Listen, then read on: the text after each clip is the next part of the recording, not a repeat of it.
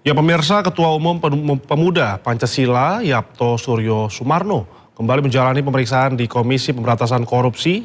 Yapto diperiksa sebagai perkara dugaan gratifikasi yang menjerat mantan Bupati Kutai Kertanegara Rita Widyasari.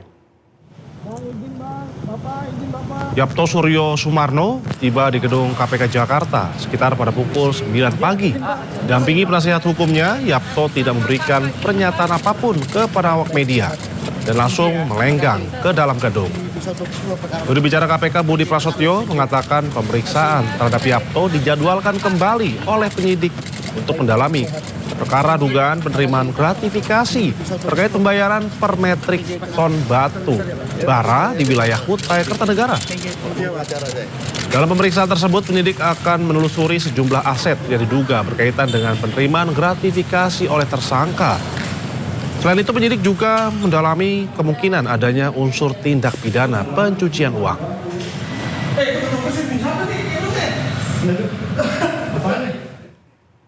Mantan Menteri Pemuda dan Olahraga Dito Aryo Tejo kembali diperiksa KPK. Dito diperiksa sebagai saksi terkait kasus dugaan korupsi kuota haji di Kementerian Agama. Mantan Menpora Dito Aryo Tejo tiba di gedung KPK Selasa pagi dengan membawa surat pemanggilan dari KPK terkait pemeriksaan korupsi kuota haji. Dito diperiksa sebagai saksi oleh KPK dan akan digali keterangannya mengenai asal-usul tambahan 20.000 kuota haji yang diberikan pemerintah Arab Saudi kepada Indonesia pada tahun 2022. Dalam pemeriksaan ini, Dito diketahui jadi salah satu pejabat yang ikut ke Saudi saat penambahan kuota tersebut disepakati.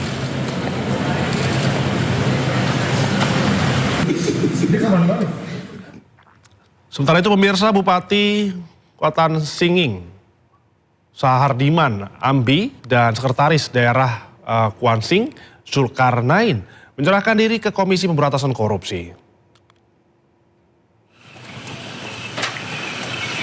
Penyerahan diri Bupati dan Sekda Kuansing disampaikan oleh Jubir KPK Budi Prasetyo. Keduanya tiba gedung Merah Putih di kawasan Kuningan, Jakarta Selatan pada Selasa malam. Usai menyerahkan diri, keduanya langsung menjalani pemeriksaan intensif. Sebelumnya Komisi Pemberantasan Korupsi mengultimatum Bupati dan Sekretaris Daerah Kuantan Singingi untuk menyerahkan diri. Permintaan itu disampaikan terkait operasi tangkap tangan di Kuansing, Riau beberapa waktu lalu.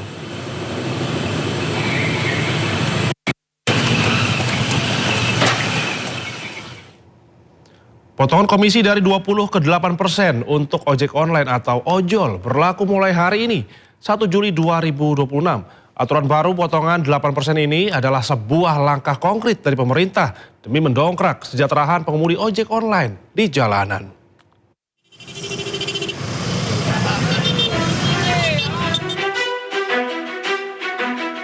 Potongan komisi dari 20 ke 8% untuk ojek online atau ojol berlaku mulai hari ini 1 Juli 2026.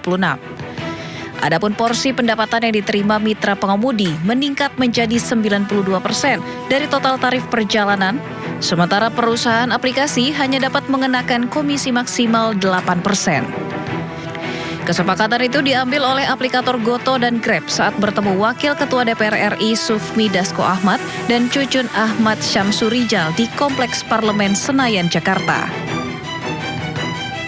Dimulai efektif tanggal 1 Juli 2026, Gojek Indonesia akan mulai mengimplementasikan komisi 8% untuk layanan transportasi penumpang ojek online roda 2 yang kalau di Gojek kita sering memanggilnya GoRide begitu ya. Jadi ini akan efektif sekali lagi tanggal 1 Juli tahun ini. Ingin menyampaikan bahwa Grab Indonesia akan mulai mengimplementasikan komisi 8% untuk layanan transportasi penumpang ojek online roda 2, kalau di Grab namanya Grab Bike, dan implementasi ini akan efektif dimulai tanggal 1 Juli 2026. Aturan kebijakan baru yang membatasi potongan komisi aplikasi maksimal 8% untuk layanan transportasi penumpang roda 2 sebelumnya disampaikan oleh Presiden Prabowo Subianto dalam peringatan Hari Buruh Internasional atau May Day 2026 lalu. Ini adalah sebuah langkah konkret dari pemerintah demi mendongkrak kesejahteraan pengemudi ojek online di jalanan.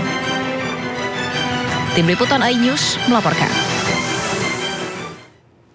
Ya pemirsa, Anda yang suka belanja online, siap-siap ya harga barang bisa jadi bakal lebih mahal. Karena mulai hari ini, setiap pedagang online termasuk UMKM bakal dikenakan pajak e-commerce.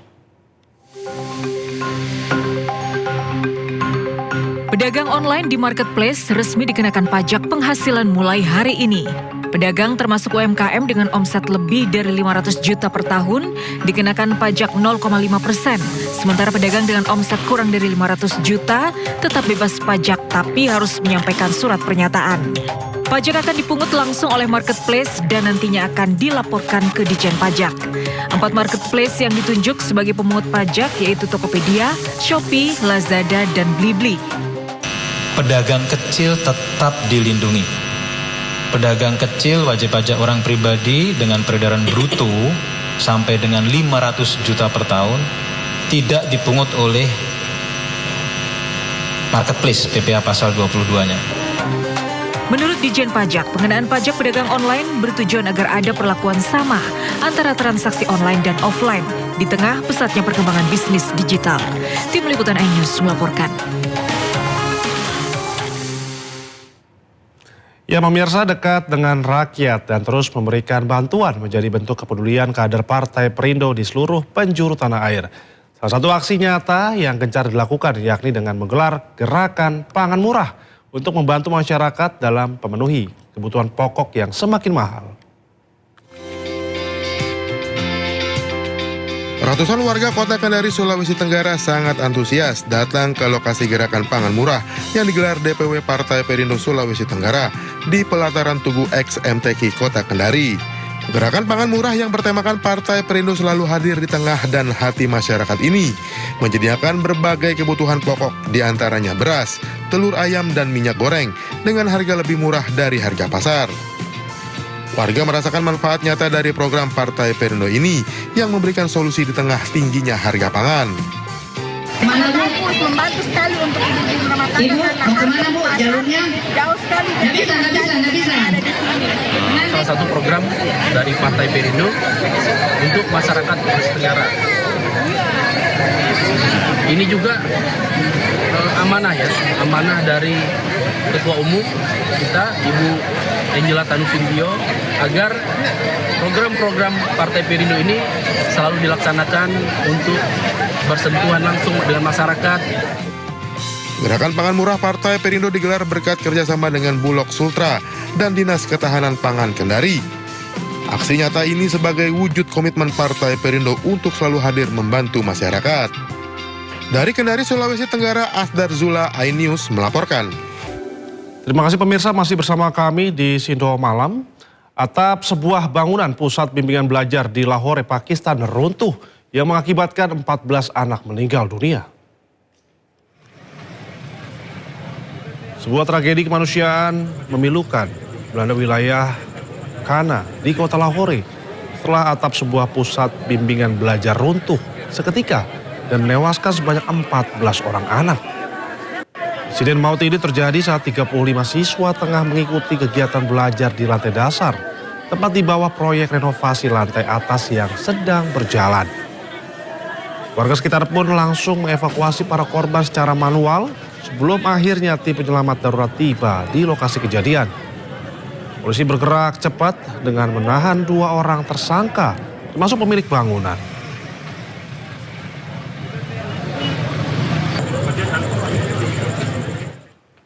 Ya pemirsa, pencarian ataupun operasi pencarian dan juga penyelamatan di pusat kota Athena setelah sebuah blok apartemen 4 lantai runtuh. Pencarian dilakukan di antara runtuhan dan tim darurat menekan jalan sementara warga berkumpul di dekatnya. Pihak berwenang kemudian mengkonfirmasi bahwa 4 warga yang awalnya dikhawatirkan terjebak telah ditemukan dalam keadaan selamat. Dinas Pemadam Kebakaran Yunani dilaporkan mengirimkan sebanyak 30 petugas pemadam kebakaran, 8 mobil pemadam kebakaran, dan 2 anjing pelacak ke lokasi kejadian. Sementara pasokan gas dan listrik terputus sebagai tindakan pencegahan. Pihak berwenang mengatakan sebuah bangunan 2 lantai di sebelahnya sedang dihancurkan untuk memberi jalan bagi blok hunian 5 lantai baru dengan ruang bawah tanah ketika gedung apartemen tersebut runtuh. Penyebab pasti kejadian tersebut masih dalam penyelidikan.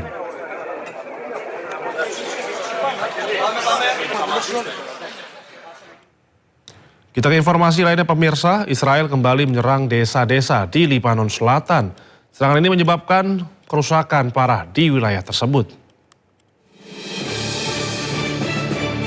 Serangan Israel meluluh lantahkan desa-desa di Lebanon Selatan. Salah satunya desa Majal Daud.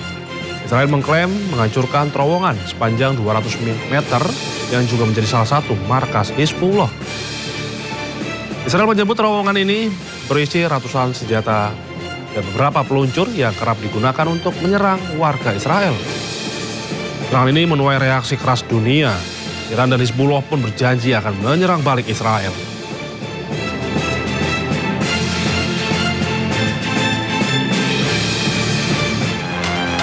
Sementara itu sebuah rekaman menunjukkan infrastruktur bawah tanah milik Hamas di Deir al-Balah dalam serangan tentara Israel. IDF juga mengklaim bahwa sebelum Hamas memulihkan terowongan tersebut. Infrastruktur bawah tanah Hamas merupakan terowongan yang berfungsi sebagai benteng militer dan juga pusat logistik.